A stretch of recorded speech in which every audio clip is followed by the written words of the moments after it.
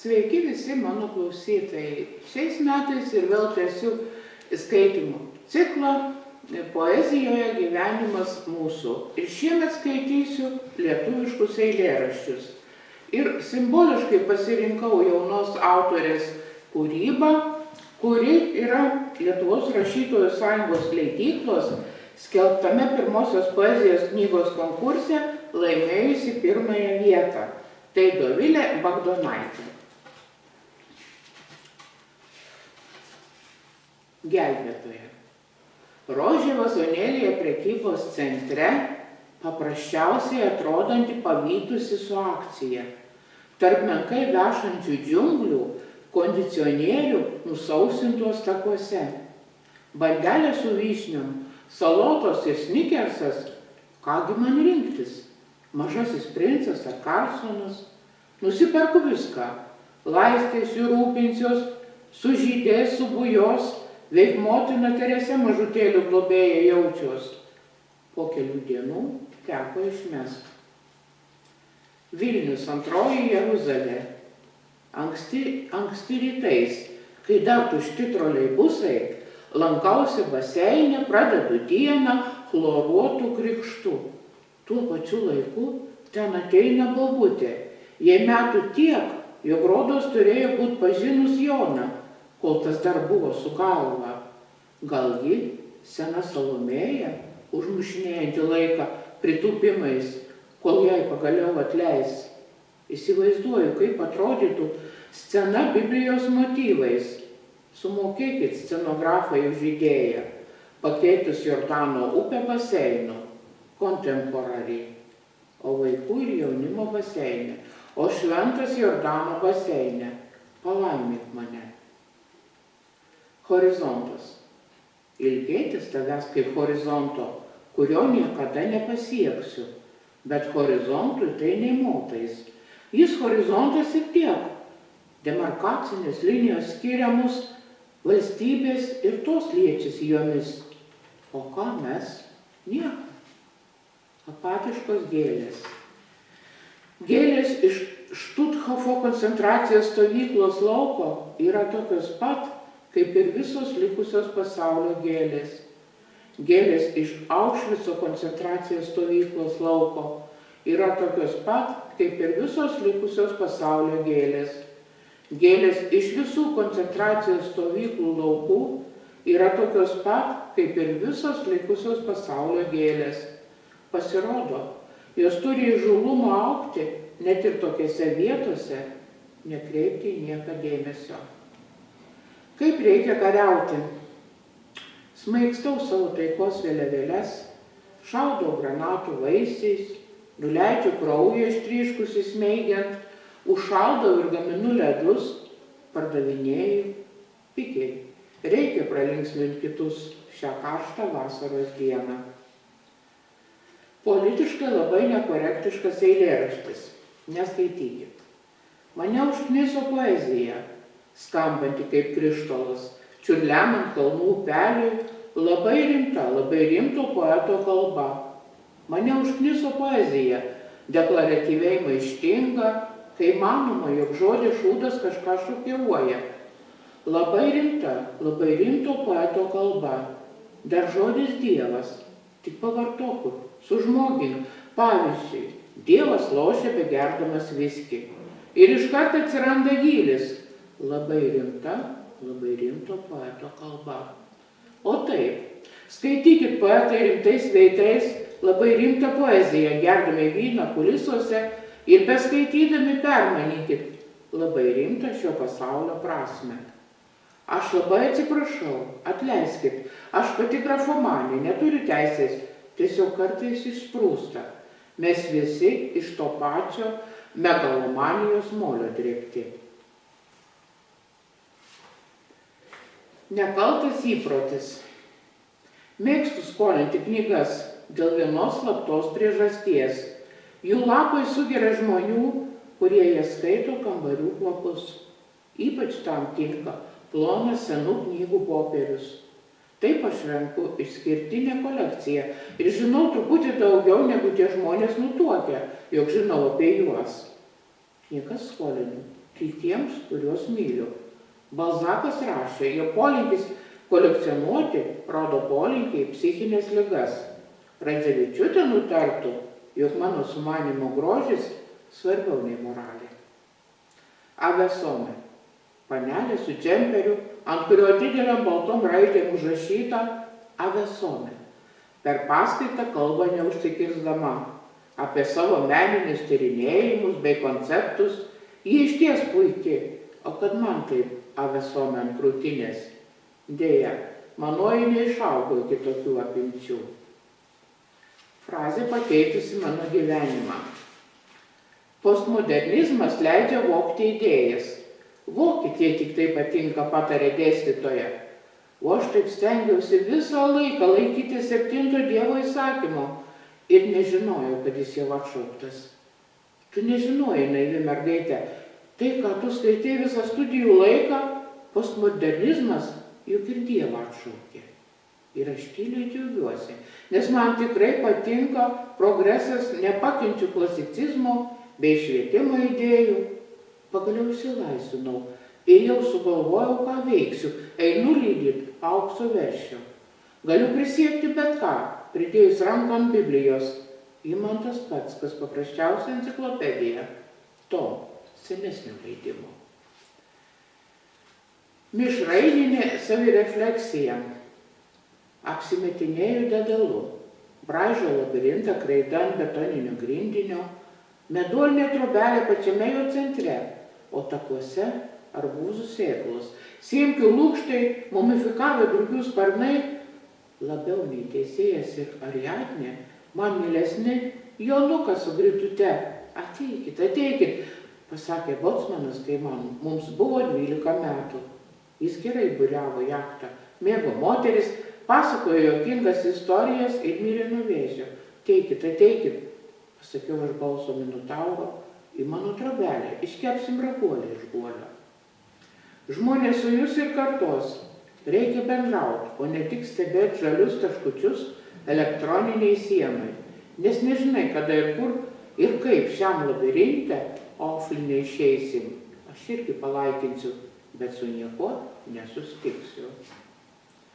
Rudimentai. Kartą seniai pirkau atviruką. Ten buvo pavaizduoti katinas ir šuo, gerintis arbatą prie stalo, saulėlydžio nutvėksti. Pagalvojau, padovanosiu kam nors, gal tam, kas taps tuo fatališku katinu, nes aš identifikavausi kaip šuo. Tiek metų praėjo, atvirukas stovi lentynoje ir atrodo baisiai kičovas, kaip ir tas noras. Rudimentus paguglinti nieko nedovanočiau. Kas padėtų? Gal padėtų neva netyčia numestas ant žemės raštelis arba paspaustas durų skambutis ir pabėgimas iš įvykio vietos. Gal padėtų padėtas padėklant puodukas. Blakte, blakse, blakte, blakse. Su servetėlė jau sužymėta, tuoj atjos Vytautas atsigerti. Gal padėtų smailus lyg adatos dūriai pieštukai, o galgi visgi trintukas guminis. 3 kartai. 3 kartai, kai tu atsisakėjai ateiti pas mane į svečius, apžiūrėti knygų kolekciją, vienaragio atviruką, prilipčiau jį prie sienos su guma. 3 kartai, kai tu atsisakėjai ateiti pas mane į svečius, tavo rožės nuvyto, pageltusiam stikliuko vandenį, iš jo turėčiau gerti degtinę, tačiau merkiu nuskintų žiedus. 3 kartai, kai tu atsisakėjai ateiti pas mane į svečius, patikrinti spintą paliktą čia, anksčiau gyvenusio žymaus menininko, geležinė ir griozdiška, tačiau patogiai susidėti įvairius popierius, piešinius, dažus ir taip toliau. Ten pilna tavo vardo raidžių ir tavo pieštų suglamžytų eskizų. Aš juos vagiu iš šiukšlinių ir nuo grindų, kai net apsikentusi juos išmeti. 3 kartai, kai tu atsisakėjai ateiti pas mane į svečius. O dabar jau ir 4 kartai, kai tu atsisakėjai ateiti pas mane į svečius, nes perskaitai šitą eilėraštį. Mažas gyvūnėlis. Tu nemėgsi kalėdų, per jas kitąmet lipi ant stogo, kaip Grinčas norėtum pavogti pro kaminus rūkstančius ančių kvapus. Nes Dievo nėra ir viskas tik pasakos. Nes žmonės vartojimu švenčia savo tikėjimą ir viskas netikra. Pabunda mažo paauglio siela, dar kartais tu pasiverti kurmiu ir rausi po žeminius miesto tunelius. Neturi žmogus ką veikti, pasakytų eilinis pilietis, dirbti eitų. Dar tu būni ir žmogumi voru, besikabarojančių į aukščiausias ryšio antenas. Ką tu ten pametei? Taip pat tu esi iš pažiūros mielas chuliganas meškėnas nuo tiltų, nulaužiantis vilčių amžinai būt kartu sutuoktinių spynas. Manau, tai nuostabiausia kolekcija. Tu turėjai merginą, tačiau nepirkdavo jai gėlių, nes ji ir tau nepirkdavo, užsispyręs ponis. Tačiau tu vis ieškai ir ieškai apleistų pasaulio kampų, landžiai tarsi katinas pro visas beprasiveriančias miesto skyles. Eilėraštis, kurį supras tik skaitė Harry Potterį. Alahomora, ištartų Haris Poteris ir visos durys jam atsivertų. Ir ne tik durys. Noriu būti akiniuota didvyrė, akinius jau turiu. Visa kita tik detalės. Kovoti su Voldemortu sugebėtų kiekvienas, kam reikia šlovės, o štai būt keturakiu reikia drąsos visuose pasaulio Hogwartsuose. Bet šis eilėraštis ne apie tai. Išties, aš noriu pavirsti Harry Potteriu vien tam, kad būčiau šalia Hermionos. Štai kur slepiasi visas motyvas. Pasaulio placidos, lopais atvertos freskos, o uždažytos vietos, kas už jų slypi. Gal tapyti vienuoliai ten žaidžia kauliukais, o augalų lapai vysta nepaliesti žvilgsnių. Praeitis šiokia tokia pasaka, su išbalusiam karietidėm ir nublukusiais frizais. Gal įrengs kas kada nors šiuose kambariuose pirmos klasės viešbučius. Turistai ramiai savo miegos ir mylėsis, neįtardami, kad juos supa seni freskų kaulai. Revoliucionieriai. Suklypęs medinis namas miesto centre, šalia daugiabučių diktato, atrodo tarsi maištininkas. Ne dėl pinigų, iš idėjos. Ten gyvena mano draugai. Į tualetą reikia eiti per lauką. Kartais kieme užsikurdavom laužą, tyliai susėdę aplink svajodavom, jausdamiesi labai ypatingi, lyg namo bendrininkai. Dar viena istorija apie kebabus. Visada atsiminsiu, kaip mes kartą ėjom kebabų. Veiksmas vyko vieną karštą vasaros vakarą. Jautėmės panašiai, kaip į medžioklę išsiruošę indėnai, pilni adrenalino. Buvo baisiai, tvankų tuoj pradėjo žaibuoti, griaudėti ir lyti, bet mes pasiryžom. Pusiaukelė grįžtant atgal, taip ir įvyko. Užtat po viso šito surijom kebabus, lyg tai būtų buvus šviežia bizonų mėsa. Kada įgyjama veto teisė? Palauk. Nuspręskim demokratiškai balsuodami. Vienas prieš vieną. Prašau. Nenaudok veto teisės. Prašau. Tik ne dabar. Po 100 metų galbūt. Tik ne dabar. Prašau, neverk. Noriu gauti mandatą bent metams. Tavo širdies Seime. Venos ir arterijos. Balsuokit už mane. Prižadu. Gerai jūs valdysiu. O ponai skilveliai bus nepakeičiami padėjėjai. Surinksiu griaučių kariuomenę. Tokios visi bijos. Net Somalio piratai. Sakai, kad neverta tikėti politikės pažadais? Tai nepatikrinta kategorija. Sakau, kad nepatikrintos kategorijos privers patikrintas pasimurstyti kėdėse. Ir mes einam į kavinę, esančią pačiame prekybos centre, gale salės, šalia žuvies akvariumo ir dovanų maišelių, valgyti dienos pietų. Šiuose vietose renkasi žmonės, pavargę nuo vežimėlių stumdymų, vienišiausi pasauly, pasiklydę čia, prekybos centre, studijuoja išlikimo meniu ir trupina duoną, norėdami pašerti žuvis. Jos kaip salos priglaudžia sudužus apsipirkimo lėktuvams. Na tai kaip, ar laimėjau mandatą. Tu visada turėsi, jei tik kas veto teisę. Pakelkim stiklinės skiestų vaisių sulčių už naują pavasario sesiją. Futbolas ir žuvis. Po pratęsimo tu pirmauji. Didelė švieslentė skelbia mano pralaimėjimą. Bandau kvėpuoti tavo iškvėpuotų orų. Vis prisimenu Jėzaus istoriją apie antrą kartą padalintą žuvį ir duoną. O tu smūgiuoji be pražangų, neįmanoma prikibti į patį vartų kamputį. Žalieji atsigula po automobilių ratais, o aš futbolo aikštėje ir surengiu pikniką po didelę švieslentę, skelbiančią mano nesėkmę. Neapykanta yra viena iš prisirišimo formų. Pralaimėjimas yra viena iš laimėjimo formų.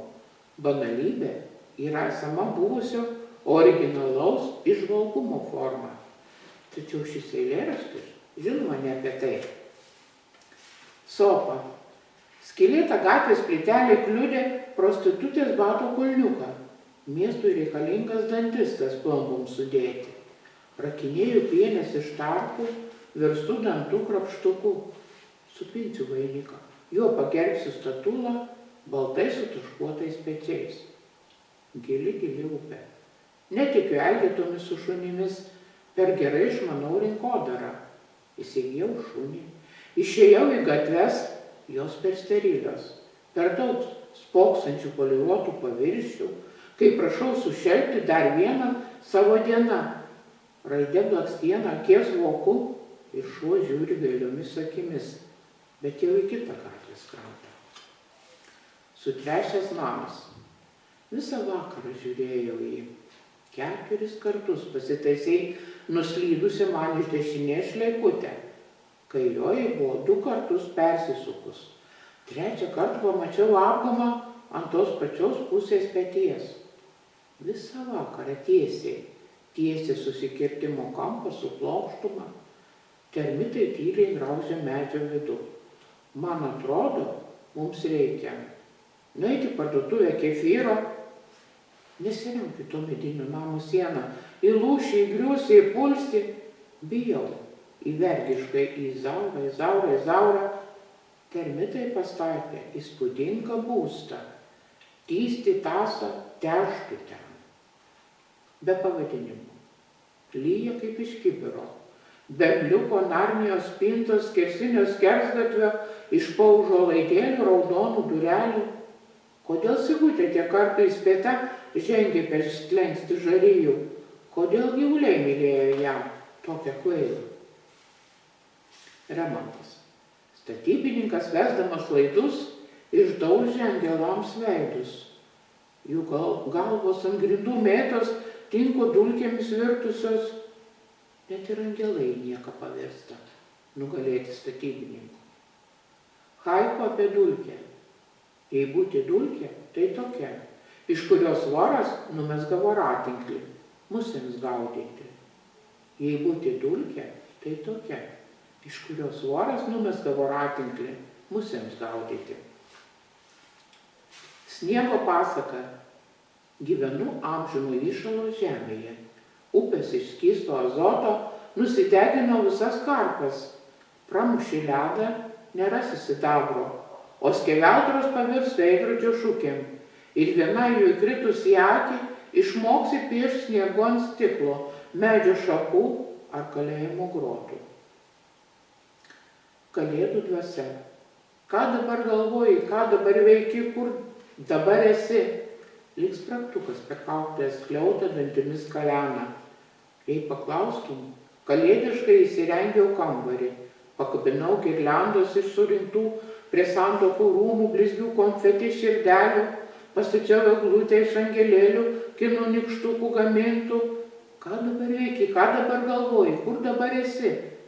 Geriu gliukveiną ir tyliai niūniuoju, o sidabrinis asiliukas palaiko draugiją, pažvengdamas į taktą ant kaklo. Tas pats, kurio Jėzus atjojo Jeruzalėn, tas pats, šalia kurio pasikorė ir Judas. Advento kalendorius su išmėsinėtais anksčiau laiko šokolado langeliais primena. 1 diena. Ką dabar galvoji, ką dabar veiki, kur dabar esi? Antra diena. Ką dabar galvoji, ką dabar veiki, kur dabar esi? Trečia diena. Ką dabar galvoji, ką dabar veiki, kur dabar esi? Ketvirta diena. Ką dabar galvoji, ką dabar veiki, kur dabar esi? Penkta diena. Jau ir patys galite įsivaizduoti, pasistengkite iki 24 suskaičiuoti prieš miegą. Man reikia atsarginio eilėraščio, specialus poezijos skaitimas. Man reikia atsarginio eilėraščio, papildomų nepanaudotų eilučių, jei prireiktų kada netikėtai, jei kas nors pareikalautų kiekio, man reikia atsarginio eilėraščio, papildomų nepanaudotų eilučių, kad galėčiau jo užkišti klibančią stalo koją ar atsivėrusią pėdkelnių skylę. Man reikia atsarginio eilėraščio, papildomų nepanaudotų eilučių, jei staiga prisireiktų šauti, o aš neturėčiau kulkų. Man reikia atsarginio eilėraščio, papildomų nepanaudotų eilučių, jei važiuojant troleibusu pasibaigtų talonai, o kioskai jau nebedirbtų. Man reikia atsarginio eilėraščio, papildomų nepanaudotų eilučių, jei katei prireiktų maisto, o aš neturėčiau likučių. Man reikia atsarginio eilėraščio, papildomų nepanaudotų eilučių, jei kur nors poezijos skaitymuose išnaudočiau visas jų atsargas, o dar liktų bent 5 minutės. Man reikia atsarginio eilėraščio. Iškabos išpažintis. Šveičiu neoninėmis švieselėmis, kai įjungęs skelbiu atidaryta. Kiekvienam atėjusiam po stiklo alaus už 2,50. Kelios raidės užgesta, belieka atarta. Ta proga atkimškim dar butelaitę arielkos, pasakytų senelis. Te lengva jums žemelė, pasakytų kaimynas, ir belieka tik ata. Visiems į sveikatą. Ypač tiems, kam per 2,50. Klubhaven. Reikia iš gatvės pasukti į kairę ir paspausti skambutį.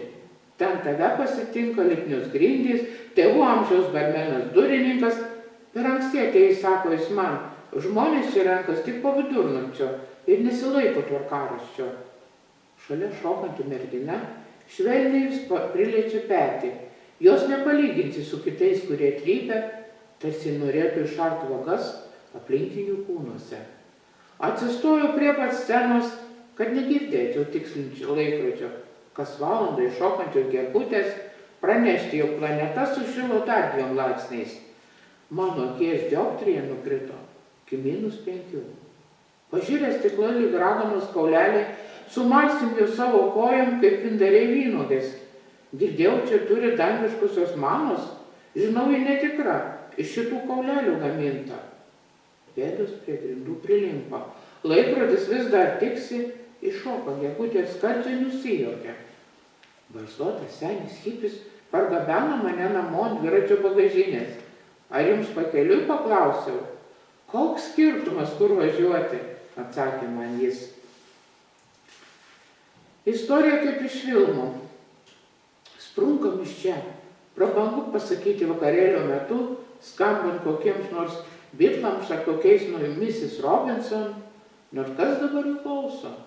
Savo meilę kaip filmuose, apsikabinus išeiti pro duris ir pasijaus pranašiais. Jūs nežinot, ką mes jaučiam, tai pasitaiko vieną kartą per 1000 metų.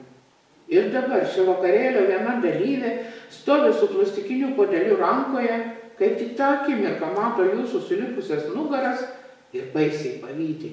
Ji po to labai prisigers, šluostys tualeto grindis savo plaukais, kol jūs romantiškai stebėsit žvaigždes. Jei dabar tai vadinama žvaigždžių stebėjimu. Čia net Freudui nebereikia nieko išvelgti, viskas ir taip aišku. Geidžiu tavo šlaunies, išlendančios iš pasijono skeltuko, kurį vis tempė žemyn, gulėt čia dabar su tavim, vietoj šio sąsiuvinio pildymo lovoje, pornografiškai rašyčiau, liežuviu ant tavo kūno. Dienos citata. Didžiojo svajotojo svajonės visada išsipildo su kaupu. Aš esu didis svajotoja. Kartais noriu žaisti. Pažaisk su manimi. Pažaisk su manimi rusišką ruletę. Klik. Aš tu, klik. Aš tu, klik.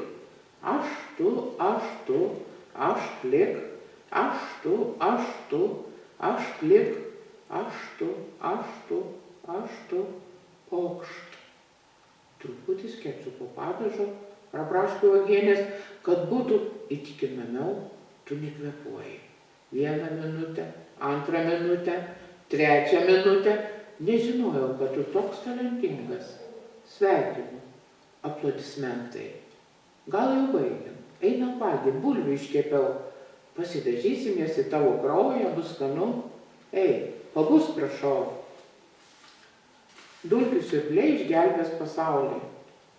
Kai viską pagaliau susitvarkiau ir saulė pro langą mėtė savo taisyklingas geometrinės formas, kai pagaliau tapo švaru, apniko mane sadomazochistiniai norai. Išsikraustyti iš namų, iš šito mažo kambario, kuriame teko miegoti, pasiimti tik kelis daiktus ir čiužinį. Visa kita išparduoti kiemo išpardavime, kaip tai daro amerikietiškose filmuose. Kai pagaliau švaru, galėčiau pasikviesti ką nors į svečius. Ir nebūtų gėda.